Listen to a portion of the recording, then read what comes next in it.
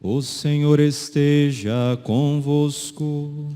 Ele está no meio de nós. Proclamação do Evangelho de Jesus Cristo, segundo Lucas. Glória a vós, Senhor.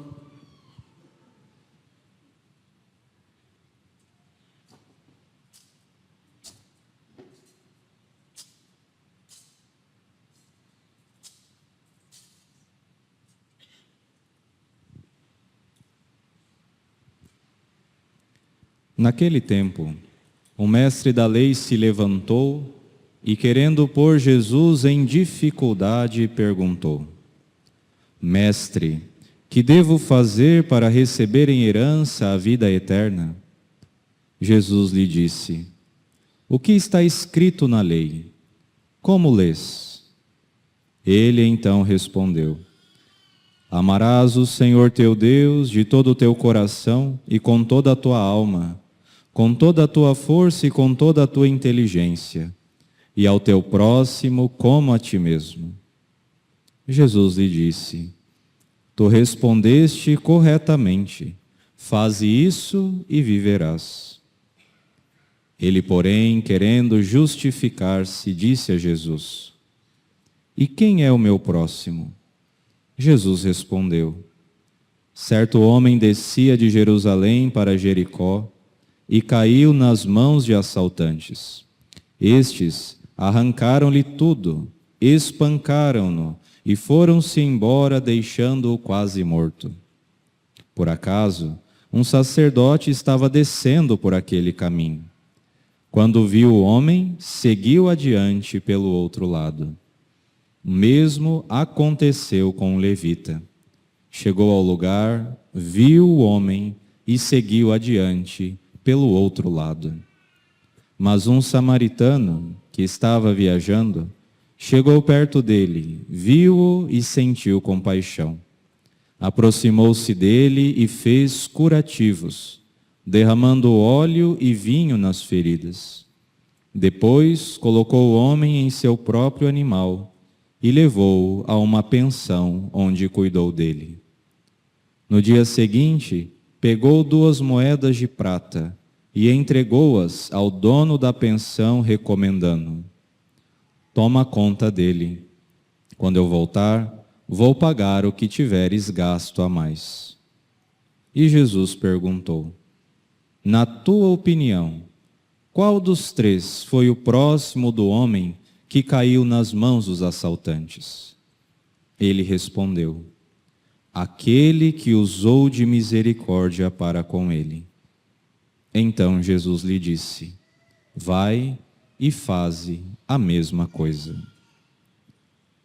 Palavra da salvação. Glória a vós, Senhor.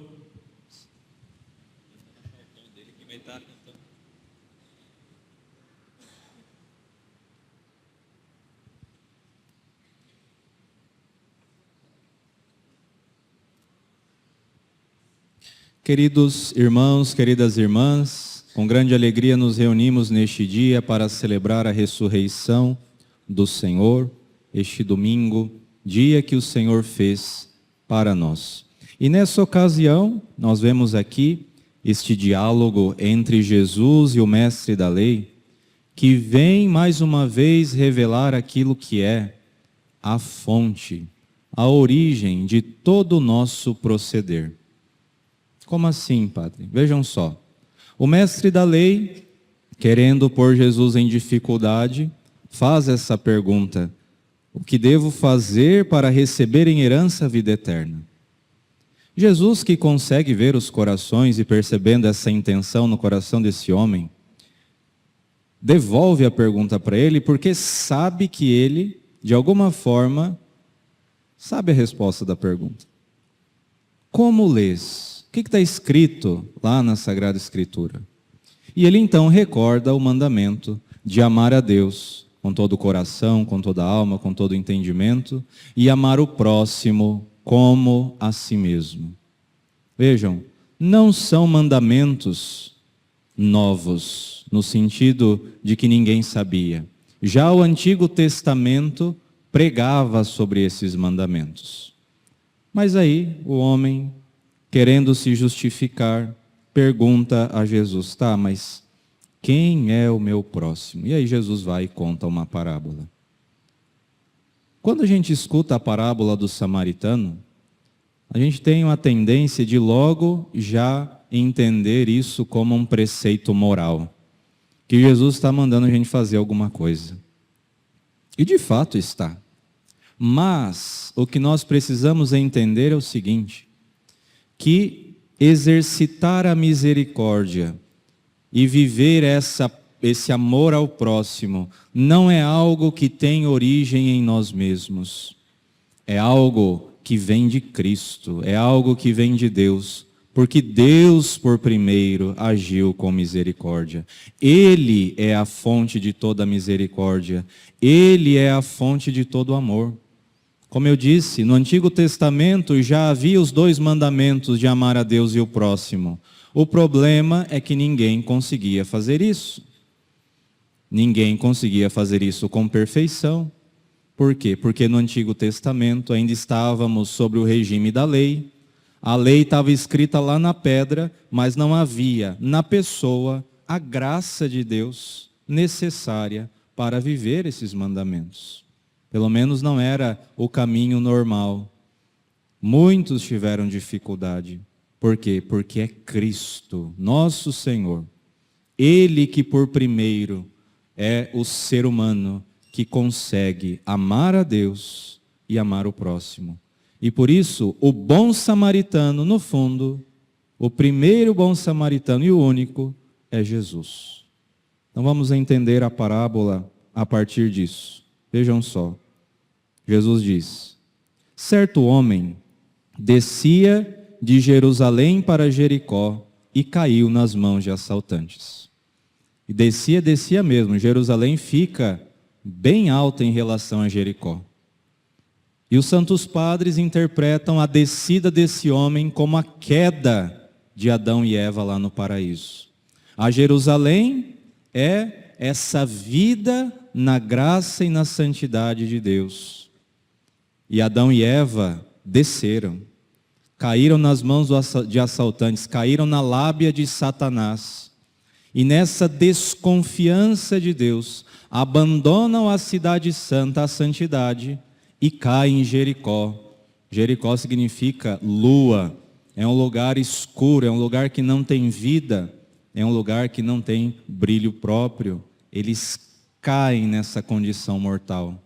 São feridos, deixados quase mortos. Nós sabemos, Deus tinha nos criado e nos dado o dom da imortalidade, não era para nós morrermos. Mas uma vez que caímos nas mãos dos assaltantes, a morte entra no mundo. Estar meio morto, como diz o Evangelho, é entender que aquela imortalidade foi perdida, agora somos mortais, passíveis de morrer naturalmente, mas não somos totalmente, porque a morte completa é a condenação eterna. Ainda somos passíveis de salvação. Então, esse homem caído é a humanidade. Somos todos nós que desobedecemos a Deus. E aí veio então o sacerdote como símbolo de todo o sacrifício do Antigo Testamento, que passou, mas passou longe, era distante, como nós ouvimos na carta aos Hebreus. Os sacrifícios antigos não são capazes de nos redimir. não é derramando sangue de bode e de touro que nós somos curados. Não é pela prática de sacrifícios assim que nós somos curados e transformados. Depois vem o levita, símbolo da lei e dos profetas, que da mesma forma, como eu disse, a lei no Antigo Testamento era escrita lá fora, mas não tinha o poder ainda de ingressar no homem e transformá-lo desde dentro.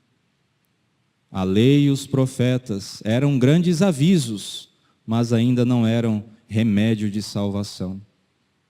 E aí então aparece o samaritano. O samaritano, como eu disse, é Jesus. O samaritano é de uma outra raça, por assim dizer, em relação ao homem que está caído. Era até considerado um inimigo, alguém que não era digno das coisas de Deus. Esse é Jesus. Jesus, num primeiro momento, não é da mesma natureza que nós. Ele é o Filho eterno do Pai. Totalmente diferente. Existe uma espécie de inimizade, não por conta dele, mas por conta nossa, por conta do nosso pecado. Mas ele, que é de outra natureza, se faz próximo a nós. Se torna nosso semelhante. Ele assume no ventre da Virgem Maria a nossa natureza humana e vem ao nosso encontro. A distância que o sacerdote e o levita não conseguiram percorrer, Jesus percorreu e se fez próximo e se fez um de nós e toca as nossas feridas e se importa com as nossas chagas. E ele vem, diz o Evangelho, vem com vinho e óleo. O vinho é para limpar a ferida. O óleo é para dar aquele bálsamo que dá à ferida ali, dá para nós, né? A graça de suportar a ferida. Santos padres dizem, é o Evangelho de Deus. O vinho são as exortações que Jesus nos dá, para nós nos levantarmos daquela situação de pecado. O óleo é a unção da graça que Ele derrama em nós, para que sejamos capazes de sermos curados e transformados. E Ele então nos pega no braço. Nós sabemos, Ele carregou sobre si as nossas dores. Ele assumiu sobre si as nossas enfermidades. Jesus nos coloca nos seus braços e nos depõe em cima do seu jumento, aquilo que é a sua própria natureza humana, e nos carrega para um lugar seguro. Carrega toda a humanidade para esse lugar seguro. E ali trata das nossas feridas. E ali nos cura. E ali nos transforma. Essa pensão é esse sinal visível da igreja. A igreja como lugar de recuperação daqueles que foram salvos por Cristo. E Jesus diz ao dono, toma aqui 2 moedas de prata. Ou seja, Jesus dá daquilo que é dele. Jesus paga o preço para que aquela pensão tivesse a possibilidade de ajudar aqueles que nela ele introduziu. E dá as 2 moedas de prata e parte, como sinal da sua partida para junto do Pai. E diz, eu voltarei. Eu voltarei. E quando eu voltar, eu vou pagar o que você tiver gasto nos cuidados dele. A recompensa. É como se ele deixasse os talentos e dissesse, trabalhem. Agora eu vou. Quando eu voltar, eu vou dar aquilo que é o justo por todo o seu trabalho. Nós podemos ver que na parábola do samaritano está contada toda a história da salvação, da nossa salvação. Jesus é o bom samaritano e nós somos esse homem caído. Jesus que vem até nós. Por isso, mais uma vez hoje, vamos reconhecer essa nossa condição. A nossa condição de pecadores, a condição de sermos necessitados de salvação. E de entender, gente, é de Jesus que vem. Não adianta nós querermos dar ouvido às serpentes, às outras vozes. Se deixe tratar e cuidar pelo Cristo. Não tenha medo de se colocar debaixo da palavra que exorta, da palavra que chama você à conversão, daquela página do Evangelho que incomoda. Por quê? Porque eu ainda não vivo plenamente. Não deixe de recorrer aos bálsamos que Cristo nos dá através dos seus sacramentos, na confissão, na comunhão, na Eucaristia, nosso Senhor. Não deixemos de rezar. Permitamos mais uma vez que Cristo, na sua infinita bondade, venha nos salvar, através do seu grande mistério de cruz, do qual participamos em cada Eucaristia.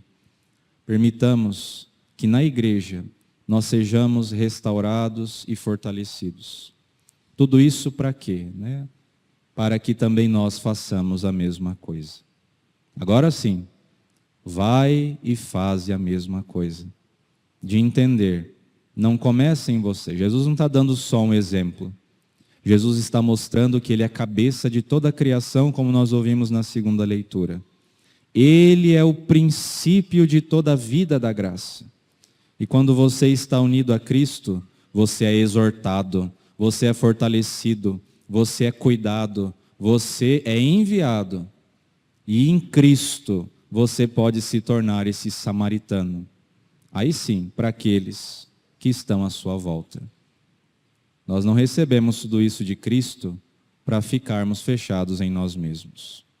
Nós recebemos tudo isso de Cristo para sermos essa igreja na qual Jesus, que alcança os corações, quer colocar, integrar, dar ao nosso cuidado tantos homens, mulheres caídos, que caíram nas mãos de assaltantes, para entregar para nós e dizer: olha, está aqui, cuida dele, cuida dela, seja para ele e para ela a minha presença, seja a minha igreja que cura as feridas, que dá os sacramentos, que dá a palavra que exorta, a palavra que chama a conversão, a palavra que faz com que as pessoas permaneçam em pé. Dê a elas tudo isso.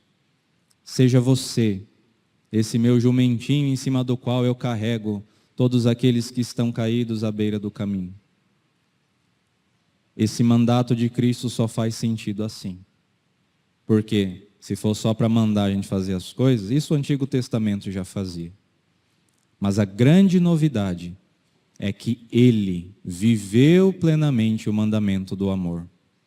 E todos aqueles que estão inseridos em Cristo pela fé, que comungam dos sacramentos, são convidados a participar desta mesma misericórdia do Cristo, que vai ao encontro da humanidade ferida e dá a ela a possibilidade de um dia voltar para Jerusalém e nunca mais descer. Subir a Jerusalém para nunca mais voltar a Jericó. Subir a Jerusalém para ofertar o sacrifício de louvor e cantar as misericórdias do Senhor por toda a eternidade. Louvado seja nosso Senhor Jesus Cristo.